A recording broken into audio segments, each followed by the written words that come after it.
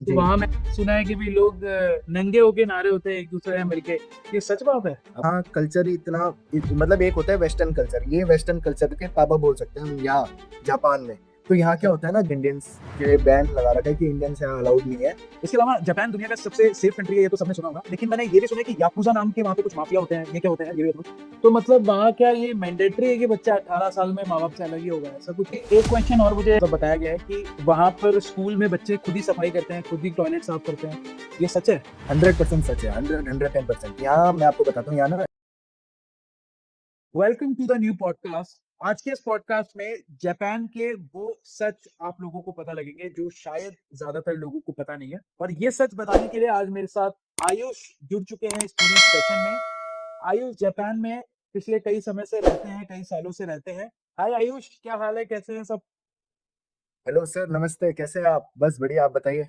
बहुत बढ़िया, बहुत बढ़िया। मुझे तो लग ही नहीं रहा यार आयुष कि तुम जापान में रह रहे हो। पीछे माता की फोटो लगाई हुई है पीछे, लेकिन बस आप वो बॉक्स में जापानीज में कुछ लिखा है, बाकी तो पता ही ना लगे।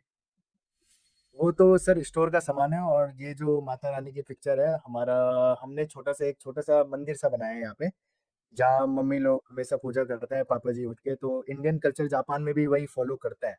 बहुत बढ़िया, तो बहुत इसीलिए बढ़िया। सर। बहुत बढ़िया। थैंक यू, और थैंक यू। मैं बहुत एक्साइटेड हूँ।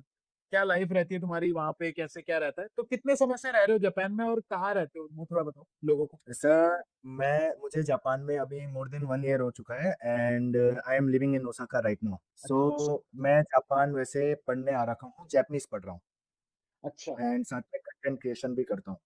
आपके फादर मदर वही रहते हैं? मेरे पापा जी को मोर देन 15 ईयर्स हो चुके हैं, और मम्मी जी तो अभी रिसेंटली इसी इसी साल आई है। तो जी। पापा जी को तो सब जी। कुछ पता है जापान के बारे में, अंदर से सारी चीजें, हाँ? हाँ, पापा जी को तो पूरी डिटेल है कि हाँ हाँ, कैसा कैसा क्या क्या होता है।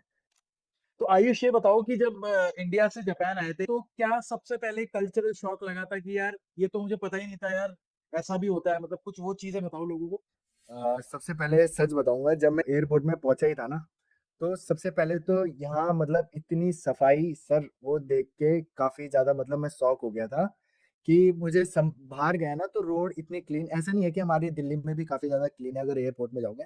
बट जब मैं उसके बाहर भी निकला ना, मैंने देखा कि यहाँ लोग, अब जैसे आपने ये भी सुना होगा कि एस्केलेटर में जब खड़े होते हैं लोग, तो यहाँ लाइन में खड़े रहते हैं, और वो रियलिटी है कि अच्छा। वो इस वजह से खड़े रहते हैं। एक लोग जिनको आराम से जाना है वो खड़े रहेंगे, दूसरा स्पेस जो लाइन है वो उनके लिए छोड़ता है जिनको जल्दी जाना होता है। तो इतनी लेवल की थिंकिंग लेके ये लोग चलते हैं, तो ये काफी ज्यादा शॉकिंग लगा मुझे कि इतनी इतनी छोटी चीजों को ये इतनी ज्यादा उस चीज से देखता है कि हाँ, ये बहुत ज्यादा इंपॉर्टेंट चीज है। मुझे तीन ऐसी और चीजें बताओ जो तुमने हम्म, इंडिया से जाने के बाद, अपार्ट फ्रॉम सफाई और ये सब, तुम हम्म। ऐसी चीजें बताना कि वहां के कल्चर की तुम्हें इतनी एक्सट्रीम लगी जो तुमने शायद कभी नहीं सोची होगी। दो या तीन चीजें कुछ भी। दो या तीन चीजें मैं सबसे पहले बताना चाहूंगा, लोगों का बिहेवियर। तो उसमें क्या होता है ना, जापानी के दो फेसेस होते हैं, सच बताऊं तो। अगर अच्छा आप किसी कन्वीनियंट स्टोर में भी जाओगे या किसी रेस्टोरेंट में भी जाओगे ना, वो आपको ऐसे ट्रीट करेंगे जैसे आप ही किंग हो हाँ। अभी। अच्छा। इतनी बार आपको थैंक यू बोलेंगे, इतनी बार आपको सॉरी बोलेंगे, इतनी बार आपको रिस्पेक्ट में एक्सक्यूज मी बोलेंगे। मतलब ये काफी ज्यादा लगता है, और उसके अंदर कितनी भी परेशानी हो ना, वो कभी आपको शो नहीं करेगा अपने फेस से कि ये परेशानी है।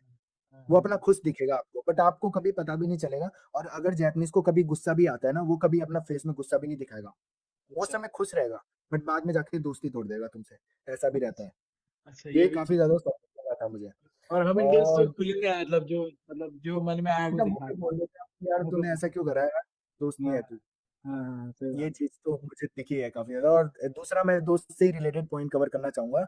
यहाँ मतलब जैसे इंडिया में दोस्त कितने सही रहते हैं, इमोशनली कनेक्टेड रहता है ज्यादातर, बट राइट। यहाँ नहीं रहते। यहाँ बस अपने अपने से मतलब है, क्या कर रहे हो, कैसा कर रहे हो, सिर्फ। सही बात। ये चीज मुझे बहुत बुरी लगती है। जो मेरे इंडिया के दोस्त हैं, मैं उन्हीं से बात शेयर कर पाता हूँ जो मेरी लाइफ में चल रहे हैं। इनको मैं प्रॉब्लम बता भी नहीं सकता। अभी आप जैसे साइकिलिंग कर रहे हो, यहाँ ऐसा भी होता है, अगर आप साइकिलिंग कर रहे हो और गलती से आपने टच कर दिया किसी को साइकिल से ही, और उसके हल्के से लग गई, तो अब वो आपसे लड़ाई नहीं करेगा, वो किसी से लड़ाई नहीं करेगा, पुलिस आएगी। अब वो पुलिस को सारी परेशानी बताएगी, मेरा यहाँ पे इतना टाइम खराब हुआ, मैं पार्ट टाइम जा रही थी, मेरे यहाँ पे इतने पैसे बनने थे, और मेरी दिल की धड़कन यहाँ से ऐसे रुकी। हर चीज का वो बताएंगे, और आपसे 30-20-30 हजार रुपए लेके जाएंगे। ये तो कम से कम बता रहा हूँ, इससे ज्यादा रुपए भी लेते हैं लोग। ये मतलब ऐसे अगर भी लोग होते हैं। अगर साइकिल से लग गई तो ये सब करेंगे, ये कह रहे हो? करेंगे। ये चीज है जापान में। मतलब बहुत हार्श लोग हैं, मतलब कहने का पॉइंट है कि यार इमोशन नहीं है लोगों में, वो अपना इमोशन नहीं है। मशीन की तरह काम कर रहे हैं ये जापानीज, ऐसा मुझे लग रहा है सुन के। हाँ, हाँ, मशीन ही बोल सकते हैं, सच बताऊँ मैं भी इनके लिए यही डेफिनेशन बोलता हूँ कि ये एक मशीन की तरह है, जिनको एक दे दिया है रूटीन, बस यही फॉलो करेंगे अभी। इसके अलावा जी। लोगों का नेचर कैसा लगा, जापानीज लोग इंडियंस के लिए कैसे हैं, वो क्या सोचते हैं इंडियन के बारे में, वो भी बताओ। जी, तो जैसे कि अभी मेरे तो काफ़ी ज़्यादा जापानीज़ दोस्त भी हैं, ऐसी बात नहीं है।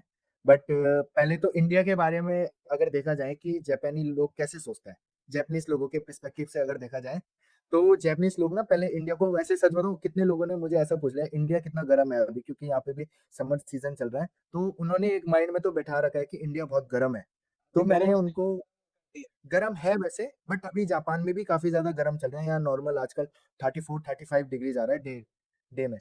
बट इंडिया में जहाँ उत्तराखंड में, दिल्ली में देखा मैंने टेम्परेचर तो 30, 31, 32 रह रहा है। तो लोगों को जब मैंने ये दिखाया तो काफ़ी ज़्यादा शॉक हो रहे हैं इस चीज़ को देख के कि कैसे, पता नहीं अब ये इनके माइंड में कैसे बैठ चुका है कि इंडिया बहुत ही ज़्यादा गर्म है। बाकी जी, मैं आयुष, तुमने भी ऑनसेन कल्चर का कुछ बताया था ना, तो जी। वहां मैंने सुना है कि भाई लोग नंगे होके नहा रहे होते हैं एक दूसरे से मिलके, ये सच बात है? अब हाँ, सच बात है, रिसेंटली मैं भी खुद एक्सपीरियंस करा, अभी मैं दूसरे आइलैंड गया था जापान के घूमने, ट्रिप में ही जा रखा था, तो वहाँ होटल में ना उनका खुद का हॉट स्प्रिंग था।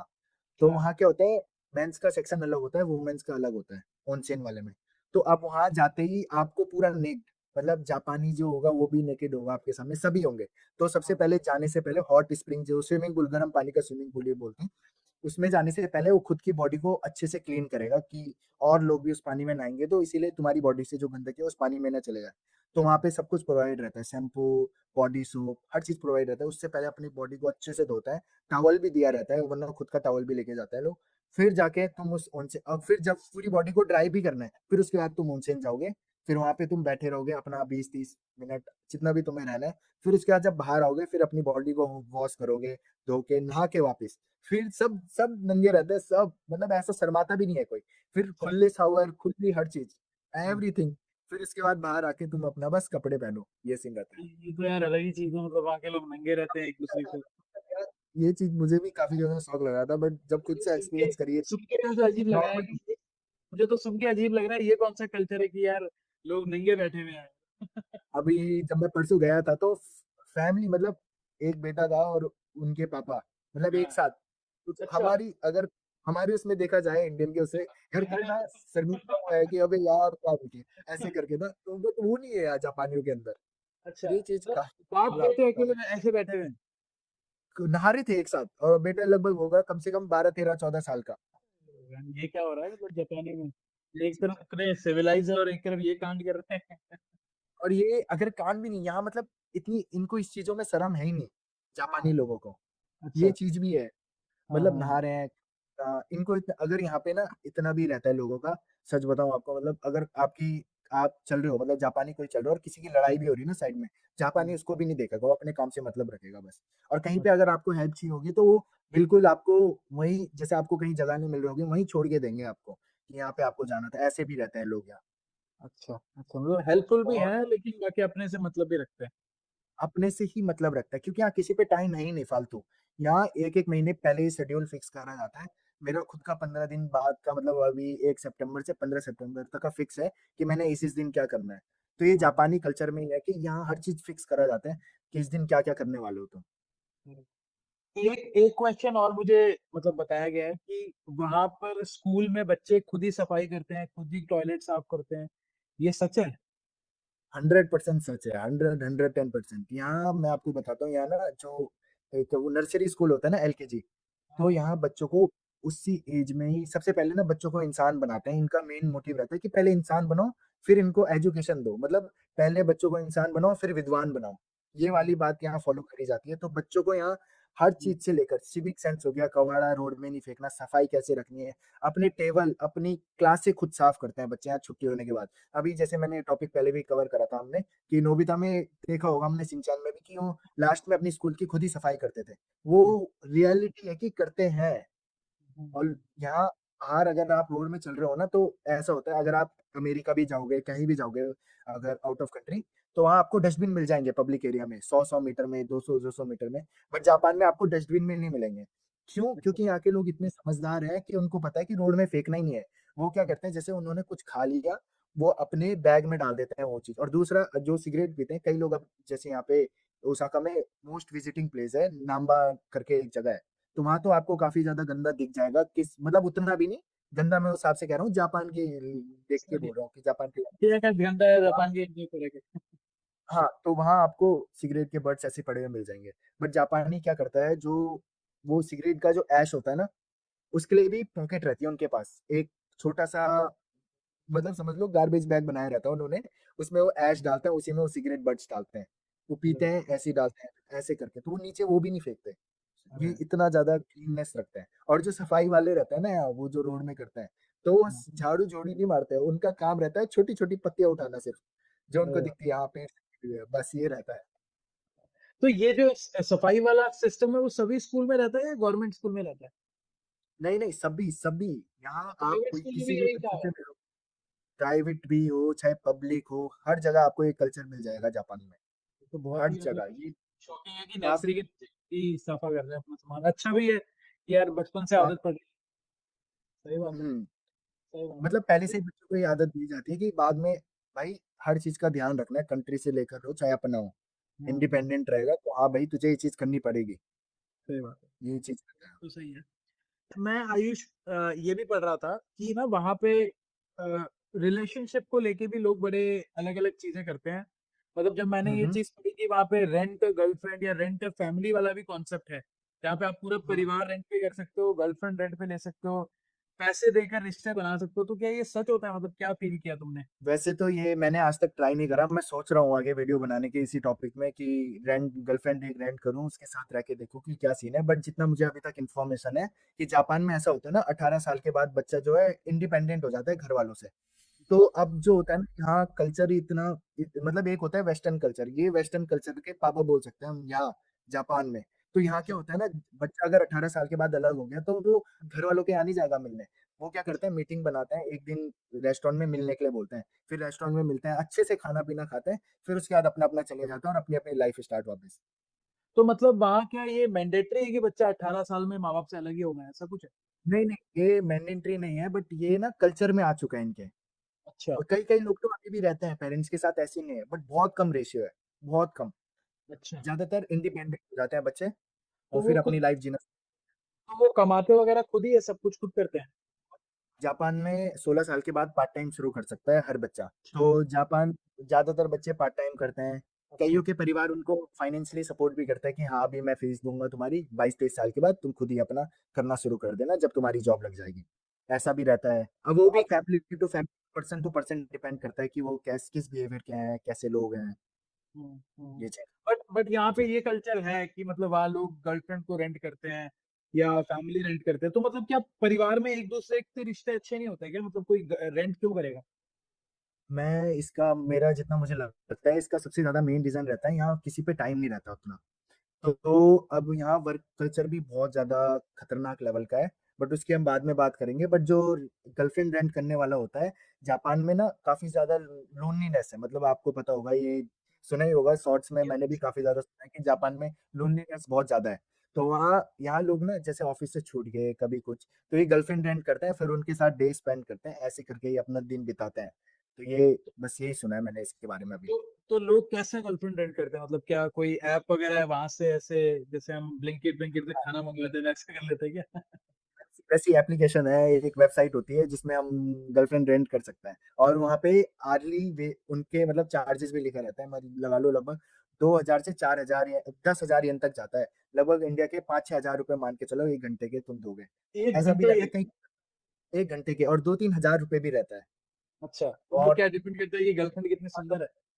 तुम्हें काफ़ी ज़्यादा हाँ, वो भी डिपेंड करता है लड़की-लड़की पे अच्छा। कि उसने अपने चार्ज कितने रखे हुए हैं। मेबी यही सीन रहता होगा, बट डिपेंड तो करता है ये चीज़ कि अब तो जैसे ओसाका में देखो, ओसाका में थोड़ा सस्ता भी मिल सकता है आपको आराम से। अच्छा। और हुँ। ये तो यार वो शॉर्ट टर्म वाली बात हो गई ना, मतलब लोगों को नहीं है रिश्ते-विश्ते से तभी तो ये ऐसी चीज़ें कर रहे हैं लोग। जापान में लोग शादी नहीं करते। अब मेरी इतनी सारी टीचर हैं जो अभी अनमैरिड है, तो उनसे मैंने मेन रीज़न पूछा कि क्यों हो आप? मैंने एक टीचर से पूछा था, तो उन्होंने बोला टाइम ही नहीं है। अगर और दूसरा यहाँ पे बच्चे, अभी देखा आपने ये भी देखा होगा कि यहाँ पे बर्थ रेट बहुत ज़्यादा गिर चुका है। तो हाँ। उसका मेन रीज़न टीचर से पूछा था, हमारी इकोनॉमिक्स के टीचर है, तो उन्होंने ये बताया था कि जो जापान में इसका सबसे मेन रीज़न ही है बिज़ीनेस। अगर तो क्या क्या एक चीज़ के लिए बिज़ी है वो? मतलब क्या मतलब वहाँ खर्चे ज़्यादा हैं इसलिए बिज़ी है या वहाँ पे क्या चीज़ ऐसी है जो बिज़ी क्यों है वहाँ पे लोग? जैसे अभी हम इंडिया में देखा जाए तो वो अभी वुमेन्स उतना वर्क नहीं करती जितना मेंस करते हैं।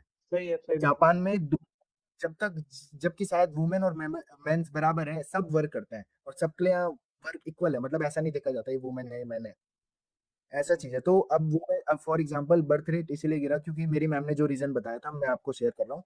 तो अगर बाई चांस क्या होता है, अगर कोई औरत राज़ी हो जाती है बर्थ देने के लिए किसी बच्चे को, तो उसको अपनी जॉब छोड़नी पड़ेगी ना।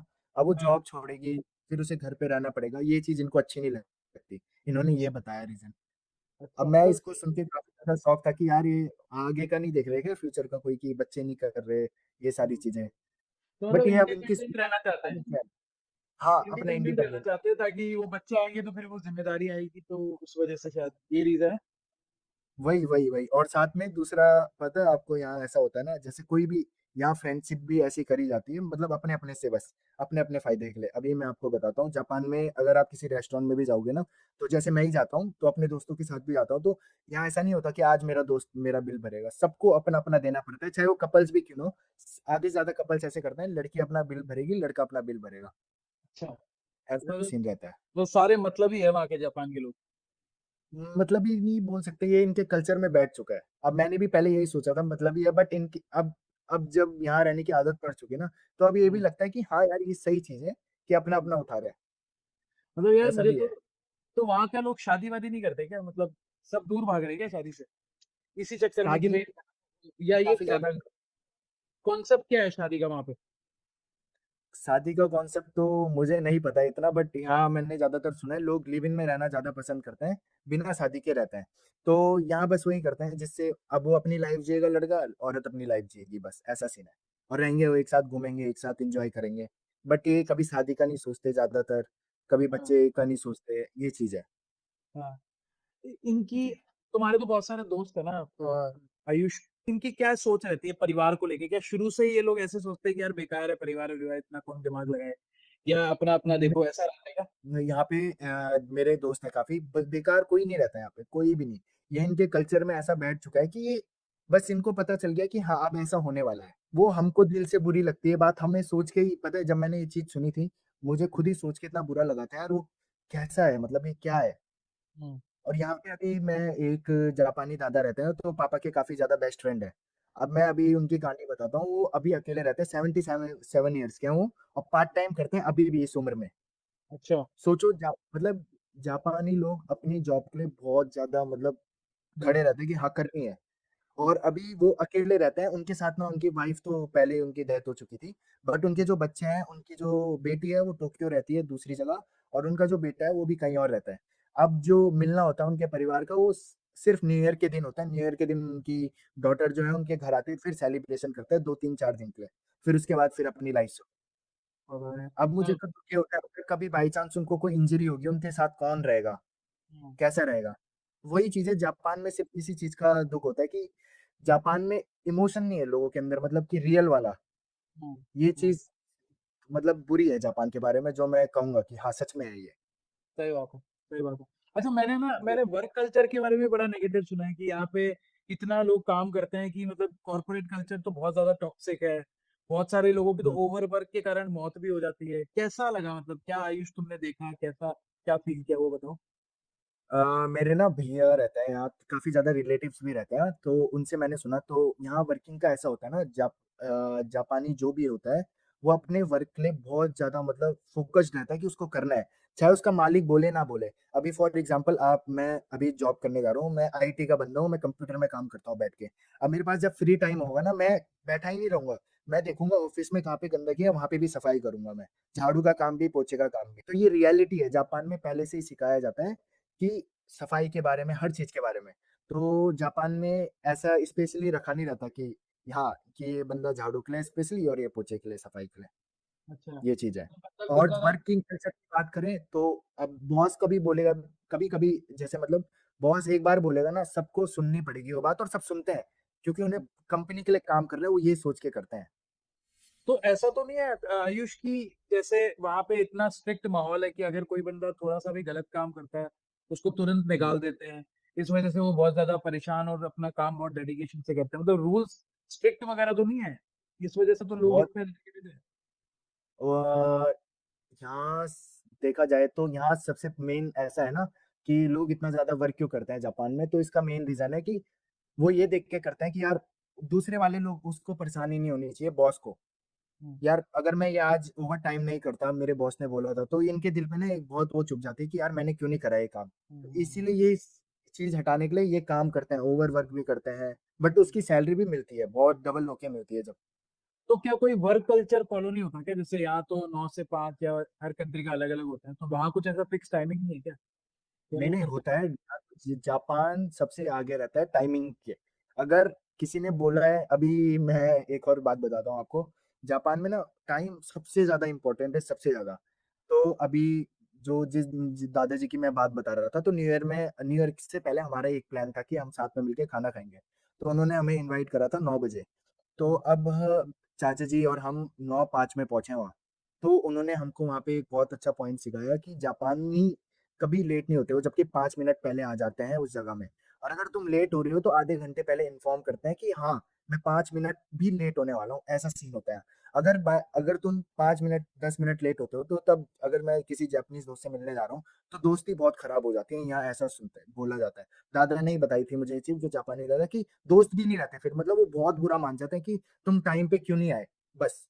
5 मिनट लेट आया तो दोस्त ने दोस्ती तोड़ दी, ऐसा भी? हाँ, यहाँ ट्रेन का भी अगर बोला है 9:05 में निकलेगी, तो 9:05 में ही निकलेगी। अगर लेट हो रही होगी तो पहले ही आपको इन्फॉर्म कर देंगे कि 1 मिनट लेट होने वाली है, 2 मिनट लेट होने वाली है। ऐसा सीन भी है। इंडिया में हर तो चीज 5 मिनट बस। लेट आया था तो सोचते टाइम पे आ गया, मतलब फिर ठीक है हाँ मामला चल। वही। अब जैसे बस का भी होता है ना, बस भी टाइम टू टाइम यहाँ चलती है और टाइम टू टाइम पहुंचती है।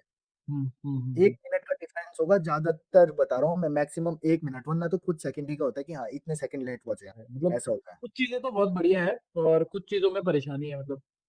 और यहाँ बहुत पे ना, ऐसा। यहाँ पे हम्म, इंडियन को लेके कभी कुछ ऐसा रेसिज्म देखने को मिला कि यार इंडियन को लेके जापानीज थोड़ा गंदे तरीके से बिहेव कर रहे हैं? साउथ कोरिया में ऐसा हाँ, बहुत लोगों ने देखा है कि वहां साउथ पे कोरिया में इंडियंस, तो, हाँ वहां ऐसा साउथ कुछ। कोरिया में है कि बार्स में बिल्कुल इंडियंस के बैन लगा रखा है कि इंडियंस यहाँ अलाउड नहीं है। बट जापान में अभी तक मैंने ऐसा तो सुना नहीं, बट यहाँ रेसिज्म होता है। वो ऐसा होता है कि तुम जापानीज नहीं हो, तुम फॉरेनर हो, चाहे वो अफ्रीका से हो, चाहे वो अमेरिका से हो, चाहे इंडिया से हो।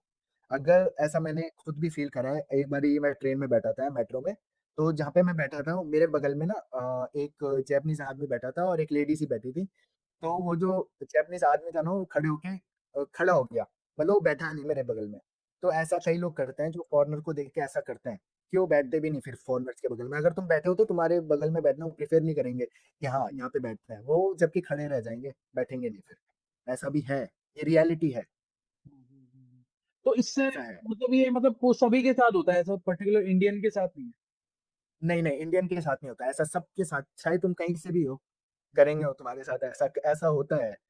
अगर आप कभी जापान आओगे तो ये 100% आपको होगा कि अगर आप मेट्रो में बैठोगे ना, आपको भी देखने को और एक्सपीरियंस करने को मिलेगी ये चीज।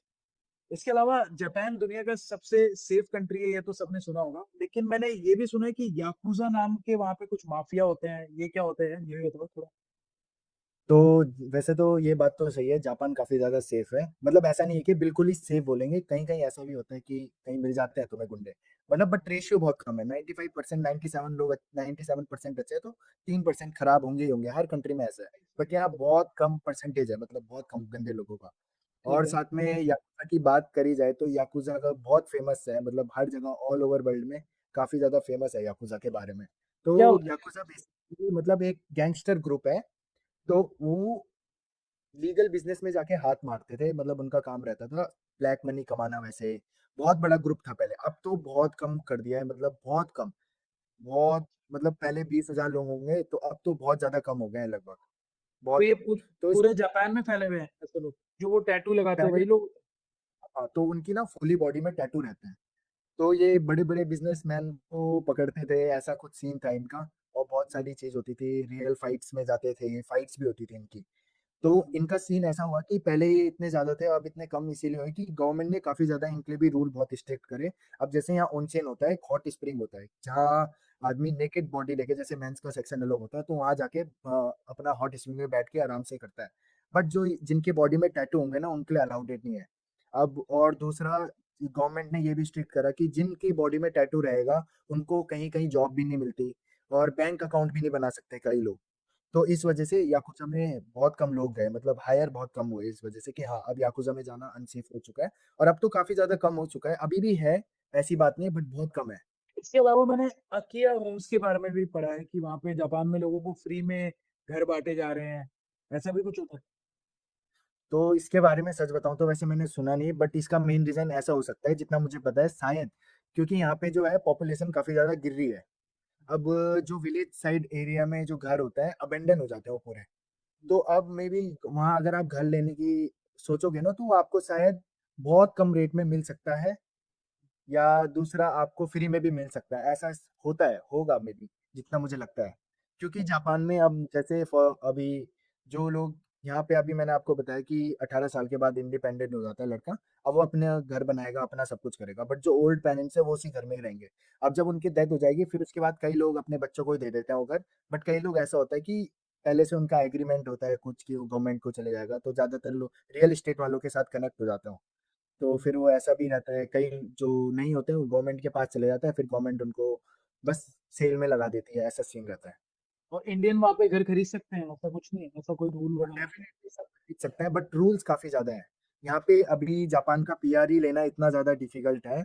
मेरे पापा जी को खुद अभी 15 इयर्स हो चुके हैं, बट अभी तक पीआर नहीं मिली। अभी मतलब जापान में पीआर लेने के लिए 10 साल आपको जापान में रहना पड़ेगा, ये सीन है। जब आपको 10 इयर्स कंप्लीट हो जाएँगे वर्किंग में, और स्टडी भी आती है, बट मेरे पापा ने काम ही करा, तो मैं अपने पापा का सीन बता रहा हूँ आपको। तो 10 साल कंप्लीट होने के बाद पापा जी का अगर ओवर ड्यू भी रहा ना कहीं पे बिल, तो वो भी वहाँ पे गिना जाता है कि तुमने ओवर ड्यू क्यों करा, तुमने इस तारीख को क्यों नहीं दिया है बिल। उसके अच्छा, वजह से भी काफ़ी ज़्यादा ये रोकता है कि ये तुम गलत हो, तुमने रूल के हिसाब से नहीं चले, तो इसीलिए पीआर नहीं मिलेगी। तो ये अच्छा, भी काफ़ी ज़्यादा रहता है। एक इंडियन फैमिली हमारे रिलेटिव्स हैं, वो 2019 से ट्राई कर रहा है पीआर का। अब जाके उन्हें 2025 में पीआर मिली। अच्छा। तो मतलब रूल्स काफ़ी स्ट्रिक्ट है। और ये यहाँ चीज़ पे रहता है। जापान के लोगों का पैसों को लेके क्या नज़रिया है? मतलब पैसा सेव करने में ध्यान देते हैं वहाँ पे, या जितना कमाया उड़ा दिया जैसे यूरोपियन है वैसा? क्या रहता है? इनका तो सेव करने का तो मे बी, जितना मुझे लगता है, नहीं रहता है, क्योंकि यहाँ क्या करते हैं, यहाँ टैक्स जाता है गवर्नमेंट को, अच्छा, पेंशन जाती है, फिर ठीक है। जाके बाद में जब ये 65 प्लस हो जाते हैं तो गवर्नमेंट इनको पैसा देती है अच्छा खासा, लगभग 50-60 हज़ार रुपए, 70 हज़ार रुपए महीने, इंडियन करेंसी में अगर बताया जाए। अच्छा, हाँ, और काफ़ी ज़्यादा चीज़ें प्रोवाइड करी जाती है, मतलब इनके लिए बस, जो ओल्ड लोग होते हैं उनके लिए बस फ्री हो जाती है, ट्रांसपोर्टेशन फीस बहुत कम हो जाती है, अगर तुम वार्ड के जिम में जा रहे हो वो भी बिल्कुल फ्री हो जाता है तुम्हारे लिए। बहुत सारी चीज़ें मतलब गवर्नमेंट लोगों को प्रोवाइड करती है। तो इस वजह से लोग जो है इंडिपेंडेंट होने के बाद यहाँ पे, कोई भी हो वो कमाता है ना अपना, तो सेविंग की तरफ में भी उतना देखता नहीं। कई लोग देखते हैं अब मुझे कार खरीदनी है, अब उनकी खुद के ऊपर मतलब पर्सन टू पर्सन डिपेंड नहीं, करता है कि मेरे वो कहने कितना। का मतलब है कि जैसे हम इंडियंस का क्या कल्चर है कि हम पैसे सेव करने हाँ, भी देंगे। चाहे कोई नहीं ये नहीं। 5,000 रुपए सेव कर रहा है, कोई 50,000 कर रहा है, 5 लाख कर रहा है। तो ये सेविंग का हाँ, कल्चर है इंडिया में। तो वैसा कल्चर नहीं है हाँ, क्या? नहीं है जितना मुझे लगता है, सच बताऊँ तो। अच्छा, क्योंकि मैंने अपने खुद के दोस्तों को देखा है, वो कमाते हैं ना जितना, उससे ज़्यादा उड़ाते हैं। अच्छा, घूमने जा रहे ट्रिप में, उनका मेरा एक दोस्त है, अभी वो 21 इयर्स का है, और उसने अभी तक मतलब 18 कंट्री घूम चुका है आउटसाइड, और खुद के मतलब ठीक है। पैसे लगा के कहता है कि हाँ, कि मैं अरे पार्ट वाह! टाइम करता हूँ, इतना मैं कमाता हूँ, फिर मेरा फिक्स रहता है कि 5 दिन में आ जाऊँगा, ऐसे-ऐसे करके। तो तुम भी पार्ट टाइम करते हो आयुष वहाँ पे कुछ? या अभी? मेरा ऐसा है कि मैंने पहले, अभी तक तो मैंने करा नहीं है वैसे, सच बताऊँ। मैं आगे सोचूँगा अगर करूँगा, क्योंकि मैं यूट्यूब भी करता हूँ। मेरा स्कूलिंग बहुत लंबा रहता है, सुबह 9 से 5 बजे, 4 बजे तक, तो इस और वज़ह से कितनी टाइम नहीं कितनी मिलता। उम्र है आयुष तुम्हारी अभी? अभी मैं 19 साल का हूँ। अगर आप जापान आ रहे हो तो जैपनीज़ को काफ़ी ज़्यादा प्रेफ़रेंस देते हैं। अगर आप जापान के किसी लोकल स्टेशन में जाओगे तो वहाँ पे आपको इंग्लिश दिखेगी नहीं, बहुत कम। तो अगर आपको जापानी आना कंपल्सरी है, तो 95% लोग यहाँ जैपनीज़ ही बोलते हैं। 5% लोग होंगे जिनको इंग्लिश आती है जैपनीज़ को। तो अच्छा, यहाँ पे अगर आप जैपनीज़ नहीं पढ़ोगे तो आपका कुछ नहीं होने वाला है जापान में रह के। अच्छा। तो मतलब इसी वज़ह से तुम जापानीज़ वहाँ पे सीख रहे हो, राइट? तो सबसे मेन है, और इसी वज़ह से मैं अभी स्कूल में हूँ और जैपनीज़ लैंग्वेज पढ़ रहा हूँ। ओके। तो ये बताओ आयुष कि वहाँ के लोगों का मतलब बिज़नेस को लेके क्या सीन है? जैसे इंडिया में आज की डेट में हर बंदा अपना बिज़नेस करना चाह रहा है। जापानीज़ के अंदर भी मतलब ये सोच है कि यार मुझे अपना करना है या उसकी ये सोच है कि यार मैं जॉब कर लूँ अच्छी, उसके बाद लाइफ़ जीता रहूँ, मतलब क्या मेंटालिटी है वहाँ के लोगों की? अगर देखो मैंने इतने सारे लोगों से तो मिला नहीं हूँ क्योंकि मुझे खुद इतना एक्सपीरियंस नहीं है, मैं ऐसे तो नहीं बोलूँगा। बट जितना मैं अपने दोस्तों से मिला हूँ, वो कभी इतना सोचते ही नहीं है, अच्छा, सच बताऊँ तो। अच्छा। मतलब वो इतना अपनी चिल नॉ है। चिल रहता है वो अपना कि हाँ, इतना कमाना है, ऐसे-ऐसे करके उड़ाना है। हर चीज़ उन्होंने मेंटेन करा रहता है लेकिन हाँ, कि इतना इस समय उड़ाना है, इस समय ऐसे करना है, इस समय इतना मैं कमाऊँगा। हर चीज़ इनका मेंटेन रहता है। बट बिज़नेस से रिलेटेड काफ़ी होते होंगे पर मैंने कभी देखा नहीं कि ऐसा कि कोई हाँ, बिल्कुल डेडिकेटेड है यार मैंने अपना बिज़नेस करना है, और ऐसा रहता है। और ये भी रहता है क्या कि लोग वहाँ पे शोर मचाकर खाना खाते हैं, तो हमारे यहाँ तो हम चुपचाप रह के खाना खाते हैं। मैं अभी ऐसा हुँ, पढ़ रहा हूँ कि वहाँ पे मतलब आवाज़ करके सुड़ुक-सुड़ुक जैसे ऐसा करके खाना खाते हैं लोग, ये भी चीज़ होती है क्या? तेज़-तेज़ जितना बिल्कुल। बोलेंगे उतना बढ़िया है, ऐसा कुछ होता है क्या? यहाँ पे जैसे सुड़-सुड़ वाली बात हो गई और जो यहाँ ऐसा कल्चर होता है ना कि जैसे आप रेस्टोरेंट में खाना खाने जा रहे हो फॉर एग्ज़ाम्पल, हुँ, तो अगर चॉपस्टिक्स का भी रीज़न होता है कि आपको चॉपस्टिक होती है तो जॉइंट रहती है दोनों स्टिक। तो अगर वो सही टूटती है, अगर आप गलत तोड़ते हो और उसको प्रेज़ेंट करते हो कि गलत टूट गई, तो शॉपकीपर नाराज़ हो जाता है कि हाँ यार, ये मेरी चॉपस्टिक चॉपस्टिक की वो कर रहा है कि बेइज़्ज़ती है, ऐसे टूट गई, नकली थी। तो वो भी काफ़ी ज़्यादा इनको शर्मिंदा होता है। तो जैसे खाने का जैसे आपने बोला आवाज़ करके खाता है, तो इसका मेन रीज़न मुझे ये लगता है कि जापान में जो शॉपकीपर है, जो सेल कर रहा है, उसको रिस्पेक्ट दिखाने क्योंकि इतना टेस्टी तुमने बना रखा है। हुँ। तो इसका रीज़न ये है और जापान में हमारे रेस्टोरेंट में जैसे कस्टमर आता है ना, आपको बिलीव नहीं होगा मतलब वो खाना खाने के बाद खुद ही अपना टेबल साफ करता है और सारे नैपकिन जितनी भी छोटी-छोटी चीज़ें एक प्लेट में रखते हैं, जिससे सर्विस वाले को कोई दिक्कत ही ना हो उठाने में, सफाई करने में। जैसे हम होते हैं, मेरी भी पहले ये थिंकिंग थी, अब जाके यहाँ जब इस चीज़ को भी देखा, काफ़ी ज़्यादा शौक लगा कि यहाँ ऐसे ही नहीं छोड़ देते हैं, यहाँ एक जगह एक पूरा इकट्ठा करके रख देते हैं, जिससे दूसरे वाले आदमी को प्रॉब्लम भी ना हो। अगर बाई चांस फ़ोन भी आ जाता है, तो रेस्टोरेंट में बैठ के बात नहीं करेंगे, हाँ भाई कैसा है? बाहर जाएँगे, बाहर जाके बात करेंगे, फिर अंदर आएँगे जिससे दूसरे लोगों को डिस्टर्बेंस ना हो। और काफ़ी ज़्यादा ऐसे भी होते हैं, बार होते हैं और यहाँ मतलब जहाँ यहाँ वैसे ना ड्रिंक काफ़ी ज़्यादा नॉर्मल है, कैज़ुअल है। मतलब आपको यहाँ कॉन्बिनी में क कन्वीनिएंट स्टोर में आपको नॉर्मली बियर मिल जाएगी, ड्रिंक मिल जाएगी, बियर मिल जाएगी, व्हिस्की मिल जाएगी, हर चीज़ मिल जाएगी। तो यहाँ जैसे कभी रेस्टोरेंट में भी जाओगे तो काफ़ी ज़्यादा लोग खुश होके खाना-पीना खाता है उस समय, ऐसा सीन होता है तो इसीलिए शोर-शोर करके ये चीज़ तो है। बट अगर मेन रेस्टोरेंट में जा रहे हो जहाँ फैमिली वाला है, तो वहाँ में भी बहुत कम करता है, बातचीत भी मतलब आराम-आराम से करता है अपने से। बस अपने आप को सुनाई दे सिर्फ ऐसा है। नहीं बट यहाँ पे जापान में काफ़ी ज़्यादा फ़ेमस है इंडियन करी और नान। मतलब हाँ, यहाँ बहुत ज़्यादा चलता है इंडियन रेस्टोरेंट ऐसी बात नहीं है, बहुत ज़्यादा लोग खाते हैं जैपनीज़ लोग। हमारे पापा जी का खुद का ही रेस्टोरेंट है अभी, तो अरे वाह! उसमें डे टाइम पे सारे जैपनीज़ ही आते हैं। इंडियन लगा मैं अगर आपको रेशियो 99% लोग जैपनीज़ हैं, 1% इंडियन आते हैं रेस्टोरेंट में। ऐसा आप 19 समझ जापानीज़ इंडियन खाना खाने आते हैं। हाँ, सारे जैपनीज़ ही आते हैं लगभग मतलब मुश्किल से जब ट्रैवल करने आते हैं या सामने एक होटल है तो वहाँ से जब आ जाता है गेस्ट इंडियन तो तब आते हैं, वरना और सारे जैपनीज़ हैं। वाह यार! बहुत अच्छी चीज़ है। अच्छा, ये चीज़ मेरे दिमाग में आ रही है, जल्दी से मैं पूछ भी लेता हूँ, फिर हम इसको एंड जी, करेंगे कि इंडियंस ज़्यादा रहते हैं वहाँ पे या पाकिस्तानी या बांग्लादेशी वो लोग भी हैं?